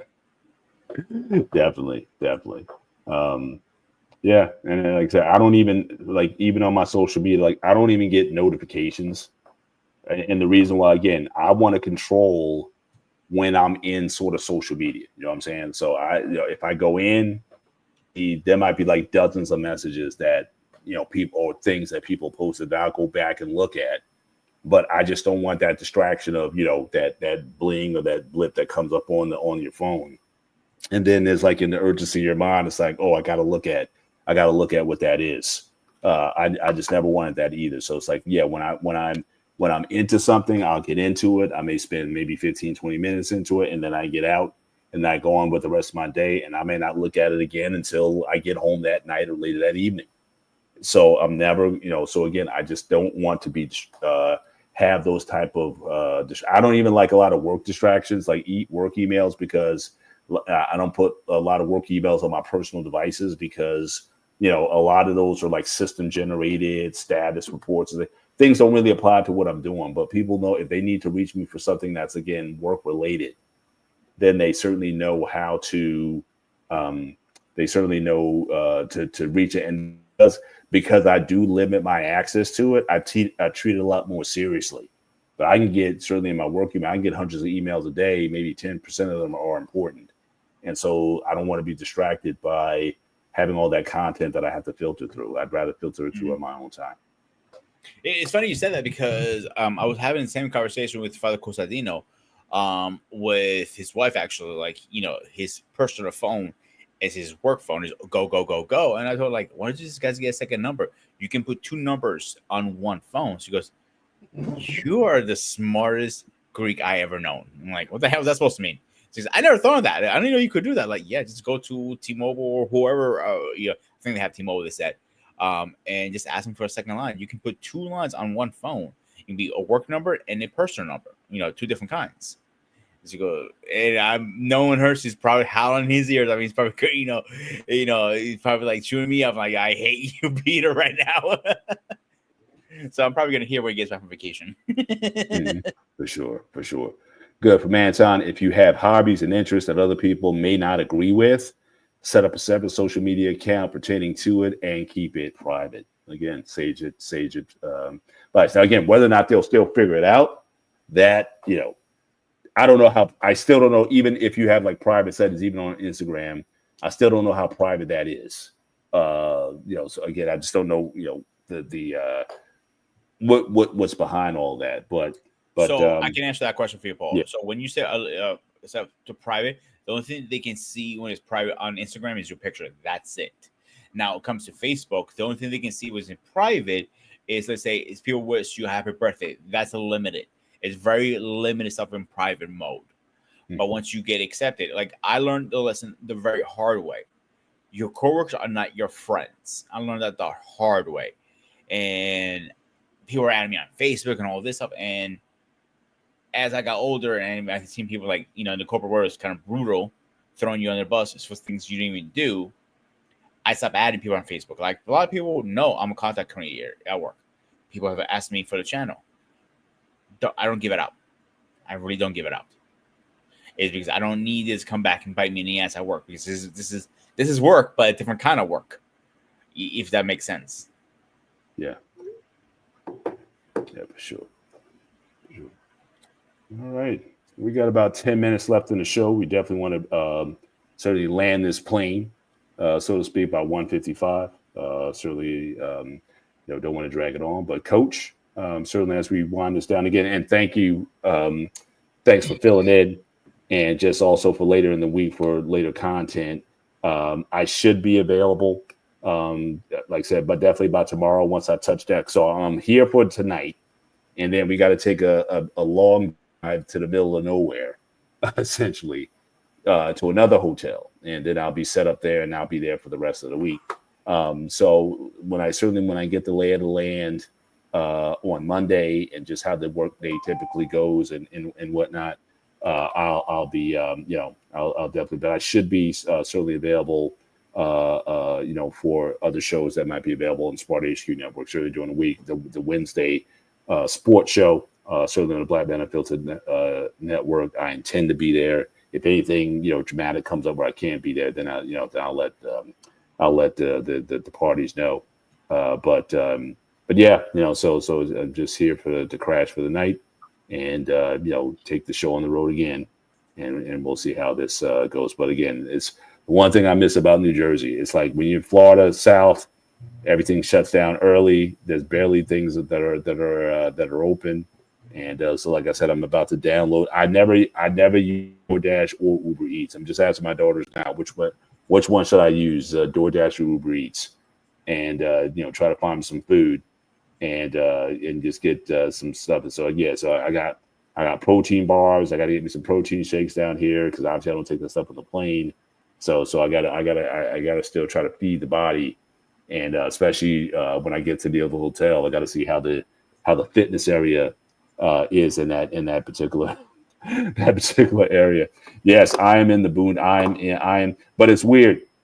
It's almost like a homecoming for me because this is where I'll be going tomorrow. This is where all my kinfolk are from. So my mom, my dad, middle part of the state. So this is kind of home. I have cousins who used to come down to this area like every year for the summers. They spent the summers down here. So So I'm thinking, yeah, once I get into the area, things might be looking familiar, smelling familiar. I lived down here for about a year, very young. I'm gonna see. As I get more familiar, I might even try to reach out since I'm maybe a couple hours out from seeing some folks. But again, I just want to get comfortable here first before even letting people know I'm here, because people be like, "Oh, you were in the area, you never said anything or whatever." And so I was like, let me just figure some things out, and I'll let people know, what my status is. So Anton is saying, says DoorDash, Uber Eats, Grubhub, Instacart. Yeah, so they're all good. But that's what's they're all the same at the end of the day. It just the difference. Some of them, most of them, like the big franchise, all of them uses all across the board. But when it comes to like small franchises, let's say like a local Chinese place, DoorDash might have one and Uber Eats might have the other one. You know what I'm saying? It depends on the contract they can negotiate. They're all the same shit at the end of the day. They're still going to charge you a fee. They're still going to deliver the food. They're still going to hand it to you. I like DoorDash a little better because now they started a new thing that they cannot leave the food at your door and dip. They have to hand it to you, and you have to give them the code. And, it's provided for you. And that's one thing I do like about it. That's a new thing they just started very recently. Yeah. Well, my daughter, she just texted me, so she said she's got a DoorDash account, and she even has Dash Pass. So when he orders free for deliveries over $12, so that might be the winner. That might be the winner tonight. So I'm gonna definitely check that out. But yeah. How long you could be out there now? Till I'll be back Friday morning. So I fly out very early. I got like a 6 a.m. flight, 6:30 a.m. flight Friday morning. So I'll be back in Jersey about like 8:30 Friday morning. And then we got a big weekend planned out. Now, again, I just found out they want me to come back because, again, the initial travel schedule was I'm supposed to come like every other week. Now they're talking about, they're trying to really get this, this thing implemented. They're talking about, we need you to come next week. So it's like I'll be on the road 3 weeks in a row. So it's like there's one thing I haven't done business travel in probably 20 years. Everything I've done has pretty much been pretty local. So just like that, my world kind of gets turned upside down. And now I'm this guy. So I got the apps, I got the auto check-in, I got all this kind of stuff just sort of on the fly. So just kind of getting used to it, which I like. I mean, I'm still a kid when it comes to going to the airport. I remember the first time I went to an airport, I was maybe like 3-4 years old. And I still remember those memories to this day. And it's still a thrill for me just to travel. I know a lot of people hate traveling, and you can see the attitudes of people who hate traveling. But I'm like I said, I'm like a kid. I just kind of I soak all this up, and I just appreciate getting in a plane, going up and coming down. Before I go on the plane, I kind of touch the plane as I'm going through the door to get on the plane. I just kind of put a little blessing on the plane and say, yeah, just get me home, just get me down. And so this, if this is going to be my reality, certainly for the summer, then just building some new habits and getting things. I was a little unsure with the pack this time, and so and you always forget something. So a couple things I forgot to bring. Not major stuff, but like I said, as long as I got my work laptop, I'm good. But you just want to get more comfortable just with travel in general. And hopefully this will be things again. My wife and I, we can do more of. Certainly in the near future, we're going to be in Grenada in September. My daughter goes down in August. We'll be in Grenada in September, and so we are we're definitely looking at that period of life. So Natalia is saying definitely saying get the protein in. I will try. Again, it's like that's the thing. I gotta. I'm sure being a bodybuilder, certainly in the fitness industry yourself, you know how hard it is sometimes when you're on the road, how to get food when you're on the road. Because a lot of bodybuilders, they're always packing their food and taking it with them to certain places and whatnot. So again, as soon as give me a couple times, I'll kind of figure it out. But yeah, I need to try to find a place, and maybe I may have to settle for muscle milk. I don't usually drink a lot of muscle milk. I usually like a whey isolate, but I'll see what I can find out here. A lot of vitamin stores now carry those meals And a lot of supermarket ones have those protein meals now. They're for bodybuilders, really, and it's just easy to go. They're a little pricey. They're like $12-15 a piece, but they have all the nutrition's in it. And like I know when my mother, like I have her in the hospital or something, I don't have time to cook at home because I'm grinding between work and hospital. I get those protein meals, and they're really good. Actually, look into them, Paul. They're in stores and vitamin shops and all that place. But what I was going to say, last time I traveled is when we touched down in Greece, and I know this sounds very cheesy, and I don't care, to be honest. Is the first thing Greece is a little different, obviously. So you literally walk down the ramp of the plane, and you walk from the landing, area to pick up your bags. So as we're walking, my mom was in a lot better health back then, obviously, and I literally stopped and leaned, and I touched the ground for a minute, like it's been a minute since I was in Greece. She looked at me and goes, "What the hell are you doing?" I'm like, touching ground. What do you think I'm doing, Ma? So he goes, "Get your ass up. I want a cigarette." Because they actually, once you first walk in, they have a little cigarette area there in Greece because everybody's a smoker there. So, as much as the airline's smoking free, but they have a little smoking booth in there. Like everybody goes, start puffing away. My mom goes, "That's my cigarettes." She's like a hound dog. See her nose running right to the cigarette. Are you serious? I went to her. Yeah. But listen, guys, let's get into final thoughts. We got a couple minutes left, so let's land this plane. And let's go first. We can see our guests. Absolutely. And again, Coach, can't thank you enough for stepping in for me. Appreciate you. No, man, just appreciate the opportunity, man. Just give my perspective, man. It's been an interesting conversation, for those, I guess everybody who's on YouTube already know about social media. However, just be aware of what you say and what you do. Things are very, I guess, sensitive now about things being offensive, things being very taken in a way that could damage your career or your future.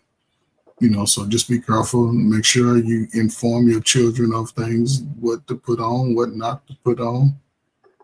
Social media, make sure, you're always dressed appropriate. You would never see me on here with a tank top on and nothing like it. Even though I want to show y'all my muscles, no, y'all just wouldn't see me without a sleeveless shirt on. Maybe a muscle shirt, just to show. You reached your limit on talking. Tank tops. Shut the fuck up. Pajama pants. I try to keep my breast area covered. I don't want y'all to see my areola, what I'm saying? It's just something about social media that, I will hit the button again. Always be careful. No, always be careful what you put on social media. I know sometimes even in conversations, things get out of hand, but it's at least, be respectful. You don't want nobody to pull up your social media and potential employee and be like, "Is this you arguing right here and cursing people out?" So just be respectful, and then you never know, man. Social media could also be used to get you a new job. There's opportunities all over social media. So be aware if you think about moving to a new state, new location. Hey, go look on social media in that location so you can see what you can apply to, and just be mindful of those things. And this is the future.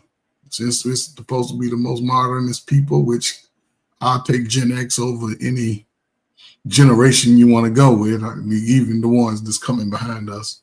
But yeah, so salute to y'all, man. Appreciate y'all bringing me up, man. Great show, man. Always. All right. P, any last words? Very simple. Just be careful what you post. Just keep mindful and be careful. That's all I'm going to keep it like.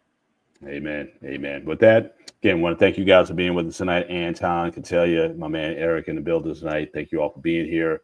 And certainly looking forward to more content on the BMU Network. Follow us Monday night, certainly with RP and his crew. I'll be back probably one-on-one sports show on Wednesday, and just look forward to more content both on this network and on the Spartan HQ network.